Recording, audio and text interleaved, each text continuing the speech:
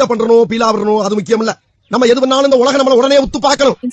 நாதாரித்தனம் பண்ணாலும் நாசுக்கா பண்ணணும்டா. ஆனா நம்ம பண்றது 4 பேருக்கு புரியப்படாது தெரியப்படாது. ஹாய் நண்பன் நண்பீஸ், வினோவின் உலகத்திற்கு அனைவரையும் வரவேற்கிறேன். இன்றைக்கி நம்ம வீடியோவில் என்ன பார்க்க போகிறோன்னா, ஒரு கோவில் தாங்க விசிட் பண்ணியிருக்கோம். இந்த கோவிலை பற்றி ஷார்ட்டாக ஒரு சின்ன ஸ்டோரி உங்களுக்கு சொல்கிறேன். இந்த கோயில் பார்த்திங்கன்னா சோழர்கள் காலத்தில் கட்டப்பட்ட ஒரு கோயில். இந்த கோயிலில் சிறப்பு என்னென்னா, இந்த கோயிலில் தென் திருமணஞ்சேரி, இந்த கோயிலை தென் திருமணஞ்சேரின்னு சொல்லுவாங்க. இந்த கோயிலில் சிறப்பே பார்த்திங்கன்னா ஞாயிற்றுக்கிழமை அன்னைக்கு சில பூஜைகள் நடக்கும். அதாவது யாருக்கெல்லாம்னா கல்யாணம் ஆகாதவங்க வந்தாங்கன்னா வீட்டில் ஒரு சில பூஜைகள் நடக்கும். இங்கே வந்தால் திருமணத்தில் நீங்கும் அப்படிங்கிற ஒரு ஐதீகமும் இங்கே இருக்குது. இந்த கோயிலில் நிறைய டைப் ஆஃப் மேஜிக் நடந்திருக்கிறதா சொல்லி கேள்விப்பட்டிருக்கேன். இந்த கோயிலுக்கு நான் வந்தேன், விசிட் பண்ணேன். எனக்கு ஒரு சில மேஜிக்லாம் நடந்துச்சு. இந்த கோயில் எங்கே லொக்கேட் ஆகிருக்குன்னு பார்த்தீங்கன்னா கடத்தூர். இந்த பாயிண்ட் எங்கே இருக்குன்னு பார்த்தீங்கன்னா உடுமலை டு கனியூர் போய் நீங்கள் கடத்தூரும் போகலாம். அப்படி இல்லைன்னா இன்னொரு ஆல்டர்னேட்டிவ் ரூட்டும் இருக்குது. அது பார்த்தீங்கன்னா உடுமலையிலேருந்து மடத்துக்குளம் போய் கனியூரும் போய் அதுக்கப்புறம் நீங்கள் கடத்தூர் ஜாயின் ஆகிற மாதிரி இருக்கும். ஸோ வீடியோவோட லிங்க்கில் பார்த்தீங்கன்னா நான் ரூட்டை பார்த்தீங்கன்னா லிங்க் பண்ணி விட்டுறேன், நீங்கள் செக் பண்ணி பாருங்கள். மேபி இந்த வீடியோ பார்க்குற ஒரு சிலர் இந்த கோயிலை விசிட் பண்ணியிருக்கலாம், பண்ணாமலும் இருக்கலாம். விசிட் பண்ணி பாருங்கள், நல்லா அமைதியாக இருக்கும்.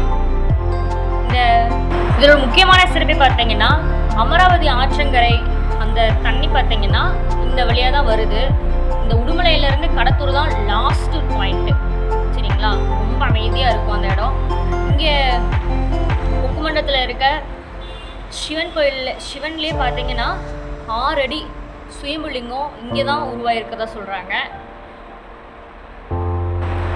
இங்கே சிவனோட பேர் என்னென்னா அர்ச்சனேஸ்வரராக இருக்கார். இங்கே அம்மாள் பார்த்தீங்கன்னா கோமதி அம்மாளாக இருக்காங்க. இங்கே தட்சிணாமூர்த்தியை வந்து எல்லா கோயில்லையுமே பார்த்துருக்கலாம். ஆனால் இந்த கோயிலில் பார்த்தீங்கன்னா தட்சிணாமூர்த்தி பார்த்தீங்கன்னா பளிங்குக்கல்லால் வடிவமைக்கப்பட்ட ஒரு இது இருக்கும். இங்கே சிறப்பு வாய்ந்தது வந்து சித்ரா பௌர்ணமி. ஸோ இன்னும் ஹிஸ்ட்ரிஸ்லாம் நிறையா இருக்குது. நீங்கள் கூகுளில் சர்ச் பண்ணி பார்த்தீங்கன்னா நிறையா டீட்டெயில் தெரிஞ்சுக்கலாம். நான் ஷார்ட்டாக முடிச்சிட்டேன், உங்களுக்கு போர் அடிக்கக்கூடாதுன்னு. இப்போ வீடியோக்குள்ளே போகலாம் வாங்க. சரியான மழை, நாங்கள் வந்த நேரம் நல்ல நேரமாக இருக்கும் போல்.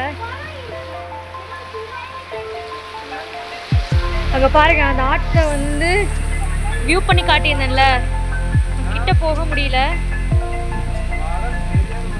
ஜூம் பண்ணி காட்டுறேன் பாருங்க. சரியான மழை, தண்ணி பாருங்க எப்படி போகுது.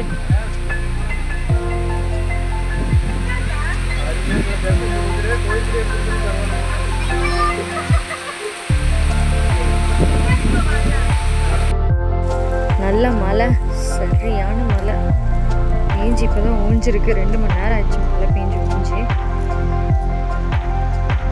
ஸோ டைம் ஆயிடுச்சு 4:30 ஆகுது.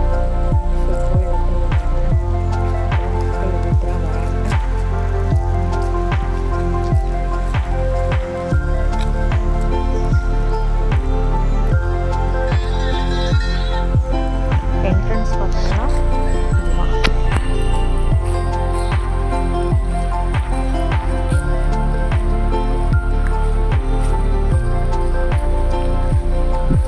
கடையெல்லாம் போட்டிருந்தாங்க இன்னைக்கு.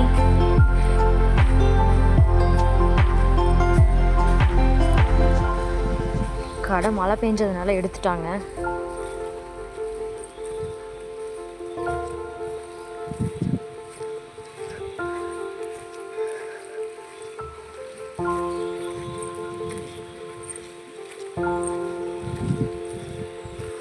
மழை பெஞ்சு ஊஞ்சதுக்கப்புறம் எப்படி இருக்கு பாருங்க, ரொம்பவும் அமைதியாக இருக்கு.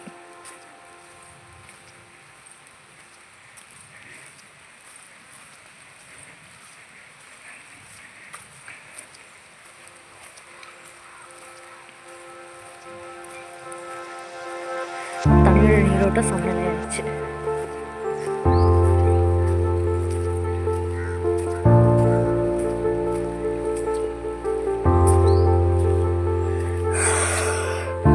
சூரிய பகவான் பளிஷ்னு அடிக்கிறாரு. நண்பா நண்பீஸ், இந்த வீடியோ உங்களுக்கு பிடிச்சதுன்னா லைக், ஷேர், கமெண்ட்